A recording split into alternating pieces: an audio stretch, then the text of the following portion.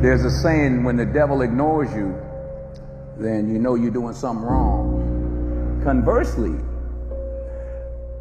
when the devil comes at you, maybe it's because you're trying to do something right.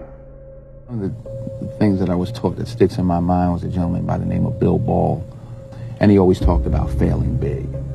So if you're going to fail, fail big. And I'm like, I like that philosophy. I do too. You know, I'm not a fall back mentality kind of person. People would say, well, you know, you better have another career to fall back on. I'm like, I don't want to fall back on anything.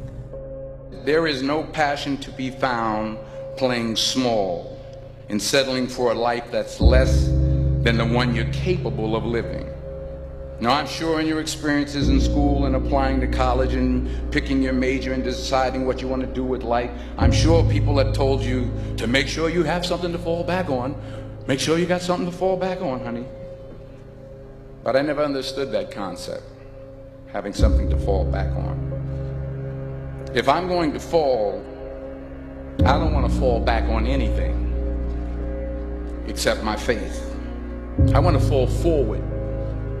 I figure at least this way I'll see what I'm going to hit. Fall forward. Society is forcing success down our throat, comparative success down our throat.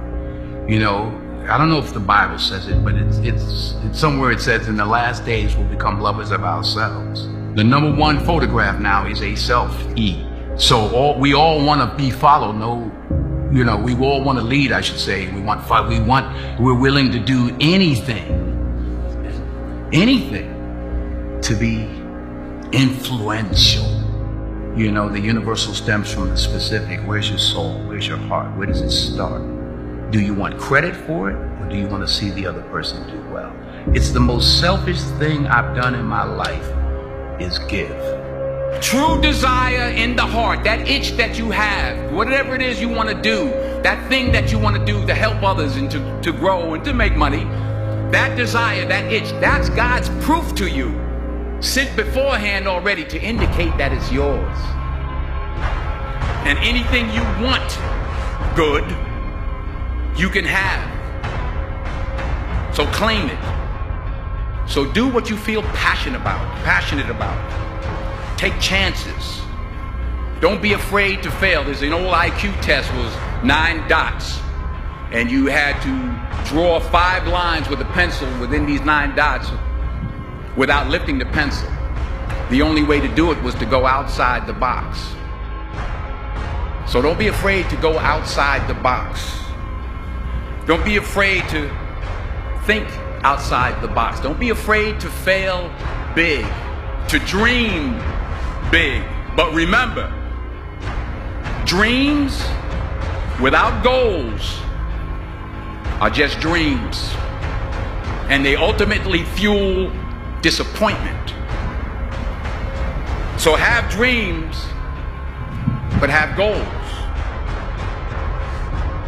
You know, but fame is a monster. You know, and we all have these ladders or battles or roads we have to walk in our given lives. Be you famous or whoever's out there listening, we all have our individual challenges. Fame just magnifies the problems and the opportunities. I never looked at things as problems. I look at them as opportunities. Maybe that's something I can say. You know, someone, well, she did this, and well, what an opportunity you have to make a difference. Because you never know who's watching. Imagine you're on your deathbed, and standing around your deathbed are the ghosts representing your unfulfilled potential. The ghost of the ideas you never acted on. The ghost of the talents you didn't use. And they're standing around your bed, angry, disappointed, and upset. They say, we came to you because you could have brought us to life, they say.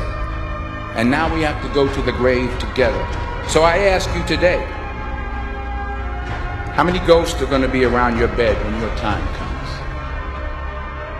The chances you take, the people you meet, the faith that you have, that's what's going to define you. Never hold back. Give everything you got. And when you fall throughout life, remember this: fall forward. If you don't fail, you're not even trying. To get something you never had, you have to do something you never did. And understand that to achieve these goals, you must apply discipline and consistency. In order to achieve your goals, you must apply discipline, which you've already done, and consistency every day, not just on Tuesday and miss a few days. You have to work at it every day. You have to plan every day. You've heard the saying, we don't plan to fail, we fail to plan. Hard work works. Working really hard is what successful people do.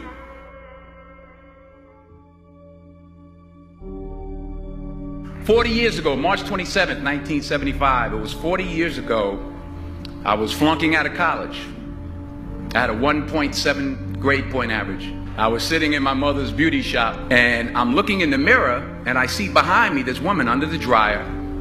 And every time she looked up, every time I looked up, she was looking at me, just looking me in the eye.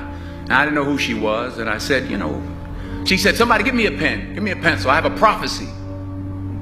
March 27, 1975, she said, "Boy, you are gonna travel the world and speak to millions of people." Well, I have traveled the world, and I have spoke to millions of people. But that's not the most important thing, the success that I had. The most important thing is that what she taught me and what she told me that day has stayed with me since.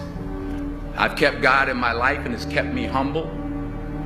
I didn't always stick with him, but he always stuck with me. So stick with him in everything you do. If you think you want to do what you think I've done, then do what I've done. So you got to get out there.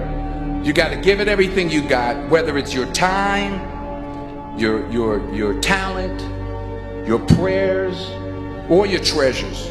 Because remember this: you will never see a U-Haul behind a hearse. You will never see a U-Haul behind a hearse. You can't take it with you. The Egyptians tried it. What are you going to do with what you have? I found that nothing in life is worthwhile unless you take risks. Nothing. Don't just aspire to make a living. Aspire to make a difference. Without commitment, you'll never start, but more importantly, you'll never finish. Ease is a greater threat to progress than hardship.